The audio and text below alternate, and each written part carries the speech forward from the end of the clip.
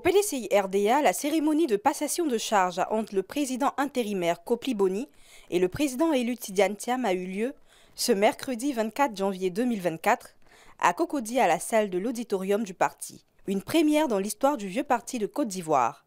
Élu président à la tête du PDCI-RDA lors du congrès extraordinaire électif tenu à Yamoussoukro le 22 décembre 2023 dernier, Tidiane Thiam, nouveau président du Parti démocratique de Côte d'Ivoire, PDCI-RDA, a officiellement pris fonction ce mercredi 24 janvier en présence du collège des vice-présidents, du secrétariat exécutif, du comité des sages, du conseil de discipline, de l'inspection du parti, de la grande chancellerie, du comité politique, du comité de gestion et de suivi des élections, du comité de mobilisation et de développement des ressources, de la commission économique, sociale, environnementale et la grande cellule de coordination de la communication du PDCI-RDA. Le nouveau président Tidiane Thiam a reçu les dossiers du PDCI des mains du professeur Kopli Boni, président intérimaire du parti, suite au rappel à Dieu tragique du président Henri Konan Bédié le 1er août 2023.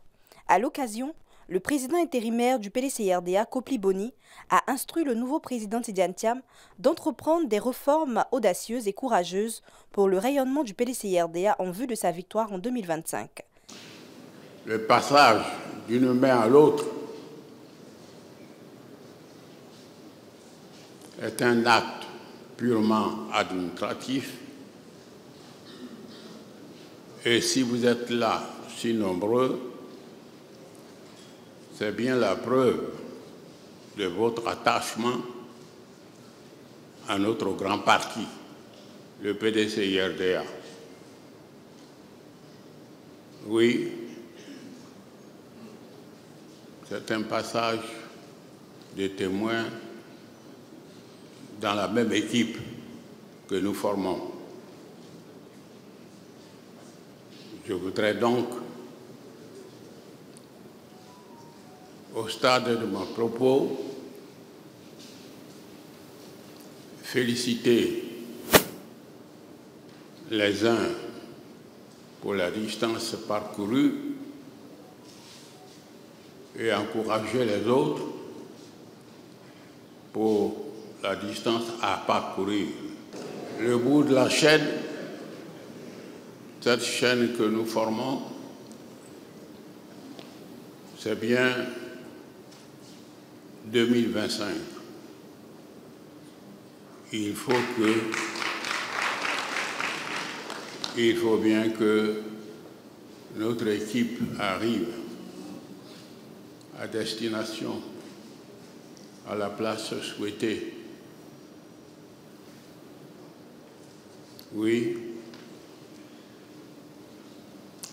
nous sommes courageux et nous savons qu'avec la détermination de tous, nous arriverons au bout. Je voudrais que tous ne considèrent pas qu'ils partent du PDCI-RDA, même quand ils passent la main à d'autres. C'est un acte de renouvellement qui est bien connu et bien précis. Il faut que nous continuions à redoubler d'efforts. Il faut que nous continuions à nous donner des conseils. Ceux qui remettent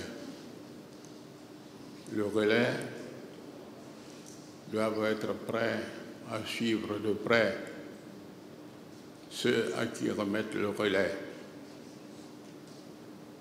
Que ceux qui reçoivent ce relais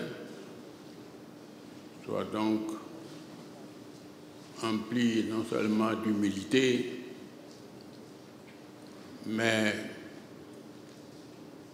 de courage et de redoublement d'efforts. C'est cela que la Côte d'Ivoire nous attend. C'est cela qui doit être l'œuvre de notre parti. Pour sa part, Le nouveau président élu du parti Tidiane Thiam s'est engagé à améliorer la gestion du parti, son organisation et à remobiliser les ressources humaines. Chers membres de la haute direction du parti, notre engagement ferme envers la démocratie, le dialogue, l'unité est sans faille. Depuis le 22 décembre, date de notre élection à la tête du parti, et conformément aux grandes orientations du Congrès, nous nous sommes attelés à assurer et réussir une transition dans le calme au sein du parti en vue d'aboutir à la mise en place d'une organisation qui prenne en compte toutes les compétences du parti. La chaîne de génération existante au sein du parti est une chance unique, un atout unique sur lesquels nous devons capitaliser. De nombreux défis nous attendent. Le premier, j'en ai parlé, c'est de préparer et d'organiser en lien avec sa famille et les autorités de notre pays les obsèques du président, son Excellence M. Henri Konan Bédié. Notre regretté président devrait être accompagné à sa dernière demeure dans la dignité et les honneurs à la hauteur de l'immense travail qu'il a accompli et de ce qu'il représente pour nous, pour notre pays, pour notre continent et dans le monde. Et nous exprimons de nouveau toute notre compassion à sa veuve Henriette Konan Bédié et à toute sa famille. Ensuite, il faut continuer à réorganiser le parti et se mettre en ordre de bataille pour la conquête du pouvoir aux prochaines échéances électorales, notamment par la dynamisation des activités sur le terrain, à travers un management plus proche du terrain, prenant en compte les spécificités de chaque zone et de toutes les zones géographiques du pays. L'attachement des Ivoiriens à notre parti s'est encore exprimé à la faveur de la semaine d'adhésion récemment organisée du 8 au 15 janvier que nous avons interrompu du fait de la CAN, qui a vu plus de 4000 nouveaux militants frapper à la porte du parti en une semaine. Dont, et ayant plus de 50 ans, je peux faire ce commentaire librement, dont plus de 70% ont moins de 50 ans. Donc sont jeunes. Et également sur les 4000, plus de 1000 cadres. Ce qui veut dire que vraiment nous touchons toutes les sociétés, toutes les couches de la société à travers ce mouvement. En somme, le nouveau président du PDCI-RDA entend également engager le parti dans une dynamique d'action pour le rendre encore plus attractif. Il nous faut donc poursuivre l'œuvre de nos illustres prédécesseurs et continuer à faire du PDCI-RDA un parti uni, conquérant, capable de proposer aux Ivoiriens une offre porteuse d'espoir et prêt pour gouverner dès après les échéances électorales de 2025 dans une Côte d'Ivoire réconciliée, unie et prospère. Les grandes batailles se construisent dans l'union et la discipline. Nous allons dans cet esprit parcourir tous les coins et recoins de la Côte d'Ivoire pour porter haut et fort le message du PDCI-RDA, à savoir faire la politique, mais la faire autrement, en prônant sans cesse l'union des filles et des fils du pays dans leur diversité et leurs différences. Nous sommes le parti fondateur de la Côte d'Ivoire moderne. Nous avons l'exigence de garder les bras grands ouverts et guidés par la tolérance et le dialogue chaque fois qu'il s'agit de l'avenir de notre pays. Nous avons besoin de tous. Nous devons être à l'écoute de tous. Tous ensemble, nous réussirons sûrement. Je m'engage donc à renforcer la démocratie interne du parti par la promotion d'un processus de décision participatif et inclusif. J'ai noté qu'il y a des impatiences actuellement par rapport à certaines décisions. Et ce qui inspire le temps que nous prenons, c'est ce désir de consulter et de discuter et d'inclure tous. Donc il faut accepter que c'est la logique que nous suivons aujourd'hui. Tout en restant sans faiblesse quant au respect de la discipline du parti. Gardons et portons haut la flamme du parti, traçons ensemble les sillons de l'avenir de notre pays. Nous devons, d'abord à l'intérieur de notre parti, et ensuite à l'échelle de toute la nation, être les chantres de l'unité. Nous devons promouvoir la diversité des idées tout en restant fermes et fidèles à nos valeurs fondamentales dans le dialogue, la tolérance et la paix pour servir le vaillant peuple ivoirien, comme dit notre hymne. Tous ensemble, nous allons travailler à la réalisation de nos objectifs, continuer à faire progresser le parti et surtout améliorer les conditions de vie et le bien-être des Ivoiriens. Vive le PDCI-RDA, vive la Côte d'Ivoire, que Dieu vous bénisse, je vous remercie.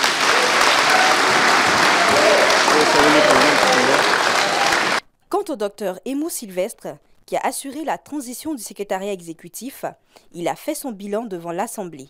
La mission du comité de transition se décline comme suit.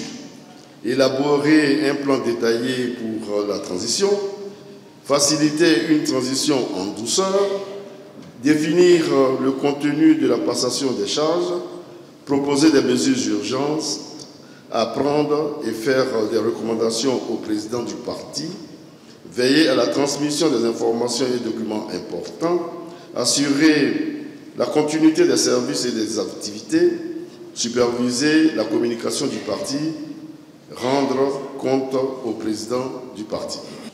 À l'occasion de la cérémonie de passation des charges, le comité a l'honneur de rendre compte de ses travaux et faire quelques recommandations à la haute attention du président du parti. 2. Analyse des documents mis à la disposition du comité de transition. 2.1. Documents politiques. 2.1.1. Activités du parti. Congrès. Dossiers urgents. Usage du logo du PDCI par le RHDP.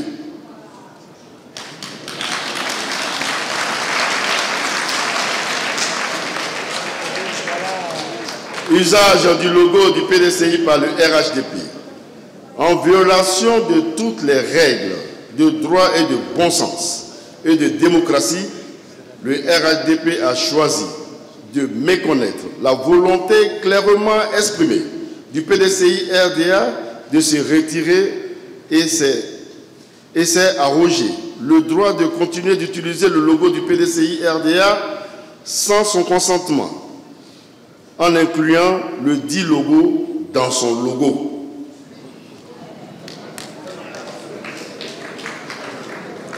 Plusieurs actions judiciaires et administratives ont été initiées pour faire cesser cet usage frauduleux, mais toutes se sont avérées infructueuses à ce jour.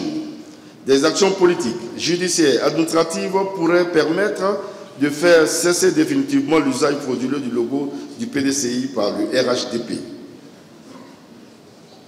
Deuxième point de dossiers urgents, la réforme de la CEI et le code électoral.